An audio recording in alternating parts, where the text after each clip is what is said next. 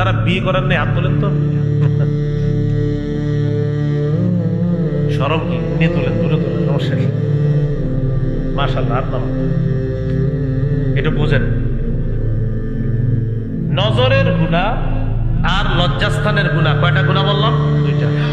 নজর, লজ্জাস্থান, ভালোভাবে শ্রদ্ধার সাথে বুঝবো আমরা। নজরের গুনাহ আর লজ্জাস্থানের গুনাহ এটা শুরু হয় কখন? বালেগা হওয়ার এই সামান্য আগে পর থেকেই শুরু হয়। মানে শয়তান তাকে নজরের গুনাহ আর লজ্জাস্থানের গুনাহের প্রতি উৎসাহিত করে। এবার সহিহ বুখারীর 5066 নাম্বার হাদিস শোনেন।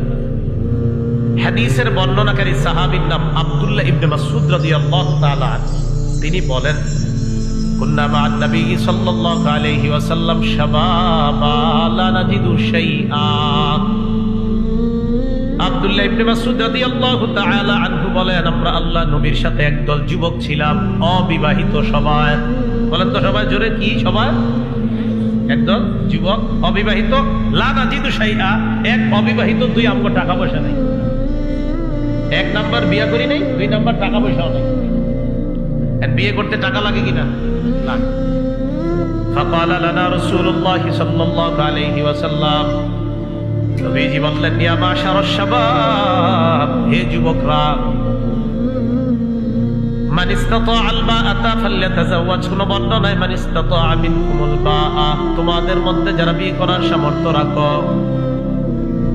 বিবিকে ভরণ পোষণ দেওয়ার সামর্থ্য রাখো, ফালইতাযাওয়াজ, সে যেন বিয়ে করে। ফাইন্নাহু আগাদ্দু লিল বাসার, বিয়ের এক নাম্বার উপকার নজর নিচে রাখে, নজর অবদমিত থাকে, নজরের গুনাহ থেকে হেফাজত থাকা যায়। দুই নাম্বার আহসানুল ইলফাত, লজ্জাস্থান হেফাজতে সহায়ক হয়ে যায়। হাদিসের মাধ্যমে বুঝতে পারলাম আল্লাহর নবী বলেন, যাদের নজরের গুনাহ হয়, লজ্জাস্থানের গুনাহ হয়, তাদের বিয়ের সামর্থ্য থাকলে যেন বিয়ে করে নেয়, কারণ বিয়ে নজরের গুনাহ আর লজ্জাস্থানের গুনাহ থেকে হেফাজত করে।